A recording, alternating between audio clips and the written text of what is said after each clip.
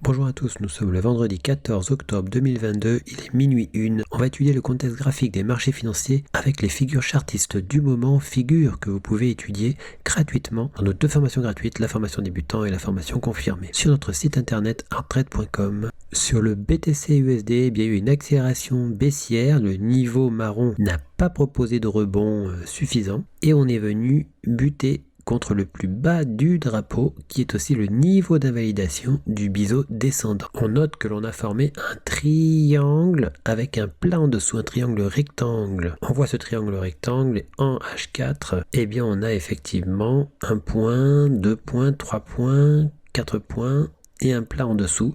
Triangle rectangle, on va voir le sens de cassure. On voit donc que le triangle rectangle s'est formé et pourrait soit casser à la hausse, soit casser à la baisse.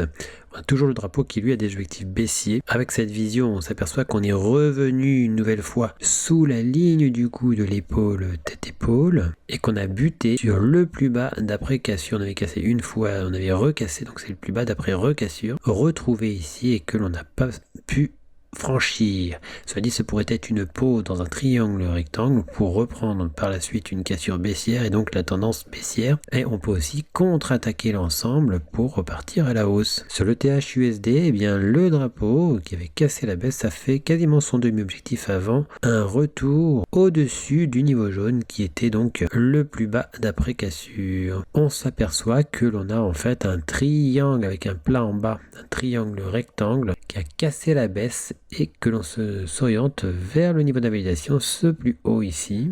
Il manque un petit quelque chose pour l'invalider, ce triangle rectangle. Le drapeau, quant à lui, n'est pas invalidé pour le moment. On s'aperçoit que l'on est aussi dans un biseau descendant sur le THUSD, avec une tentative de cassure haussière de ce biseau descendant. On a bien 1 point, 2 points, 3 points sur la résistance. La cassure du biseau s'opère alors que nous sommes dans un canal parallèle.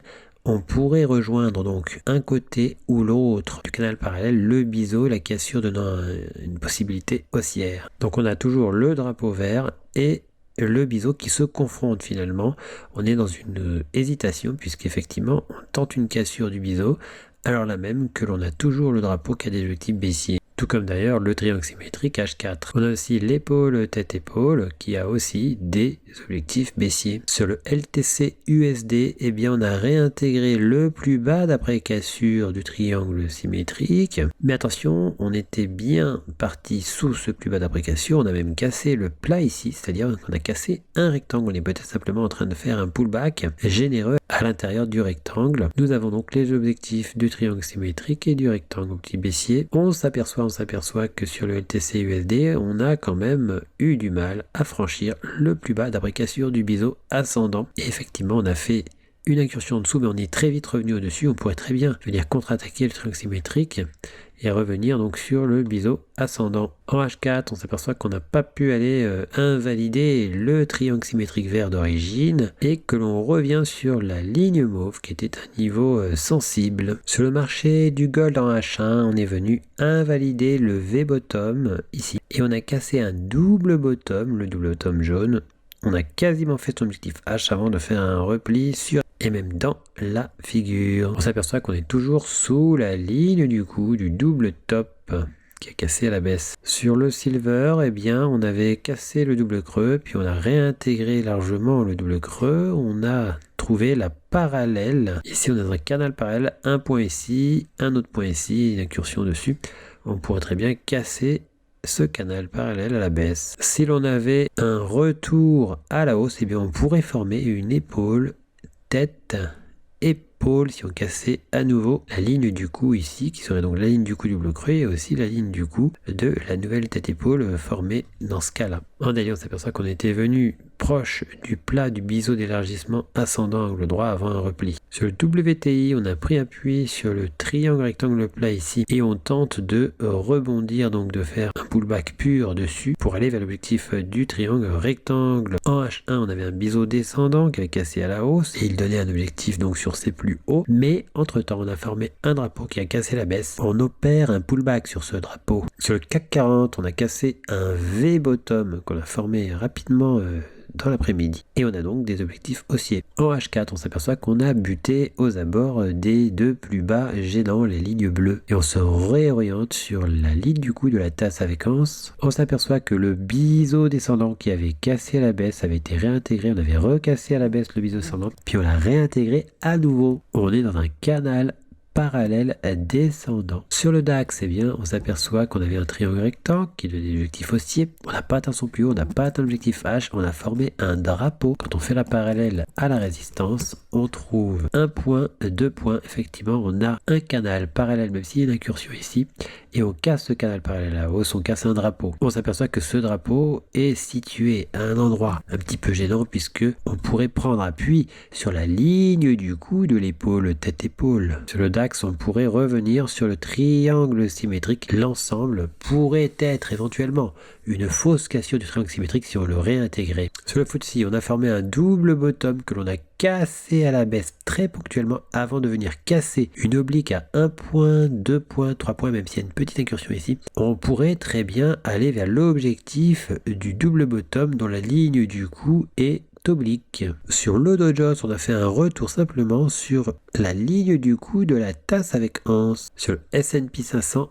on est revenu au-dessus de ce plus bas que l'on n'a pas réussi à franchir durablement. On était arrivé pas trop loin de l'objectif H de la tasse avec anse. Sur le Nasdaq, eh bien, on est venu s'approcher de l'objectif H du canal parallèle. On était encore assez loin. Avant un retour haussier, on est toujours sous le canal parallèle, on pourrait continuer à s'orienter vers cet objectif H. En H4, on a fait l'objectif H, ça y est, du double top de continuation que l'on avait déjà depuis un moment. On a atteint ce niveau. On a encore plus bas l'objectif H du biseau d'élargissement descendant angle droit. Sur l'euro CAD en H1, on a formé un canal parallèle. Si on cassait ce canal parallèle, on aurait donc les critères d'un drapeau. Sur l'euro CAD, on s'aperçoit que le canal parallèle se trouve ici. Il y avait un double sommet. On a cassé sa ligne du coup, on a réintégré le dessus de sa ligne du coup. On est aussi au-dessus de l'ancien plat du triangle rectangle. On pourrait effectivement repartir à la hausse pour venir invalider le triangle rectangle dont on a très largement contourné la pointe. Sur USD/JPY en H1, on a cassé le biseau descendant. On l'a cassé très tardivement parce qu'on l'a cassé assez proche de la pointe. Pour autant, la cassure est très franche. USD/CAD, il y a eu une accélération pour atteindre quasiment,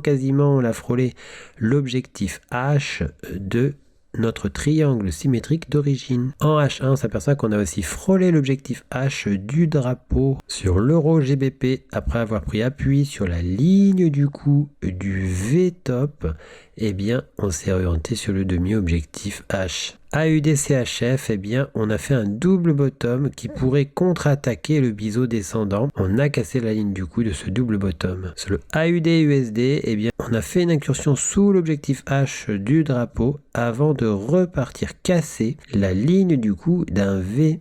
On a toujours l'objectif de l'élargissement symétrique, un objectif très baissier. Sur le NZD/JPY, eh bien, on a réintégré le drapeau que l'on avait cassé. On avait pris appui sur le support du biseau d'élargissement symétrique qu'on n'a pas réussi à casser franchement. Sur le AUD/JPY en M30, on a la ligne du coup en vert d'un double creux. On a cassé cette ligne du coup, cela pourrait contre-attaquer le drapeau dont on avait fait une bonne partie de l'objectif. En H4, on s'aperçoit que le double creux se forme juste avant le niveau d'invalidation du drapeau mauve. Celui-ci n'est donc pas invalidé. Sur l'euro-dollar, le triangle rectangle, ici on avait un point, deux points, qui a cassé la baisse, et bien a rebondi après l'atteinte du demi-objectif H du drapeau vert. Le drapeau vert est toujours d'actualité et a toujours des objectifs baissiers. Prudence sur l'euro-dollar. En H1, on n'a pas réussi à franchir durablement le plus bas d'après recassure de l'élargissement symétrique. On avait déjà cassé une première fois ici l'élargissement symétrique. Pour autant, on pourrait très bien repartir à la baisse vers les objectifs de cet élargissement symétrique. Sur l'euro AUD, on continue la cassure donc de ce double creux. Sur l'euro JPY, eh bien, on n'est pas venu casser le biseau d'élargissement ascendant à la baisse pour le moment et on revient sur un niveau sensible, ce plus haut ici. On a toujours les objectifs chartistes de la tasse avec anse que l'on n'a pas réussi à invalider lors de la baisse. Sur le GBP/JPY, on se rapproche dynamiquement du niveau d'invalidation du triangle rectangle mauve. Pour recevoir gratuitement les nouvelles figures chartistes en notification, vous allez sur le site internet, vous cliquez sur Analyse VIP.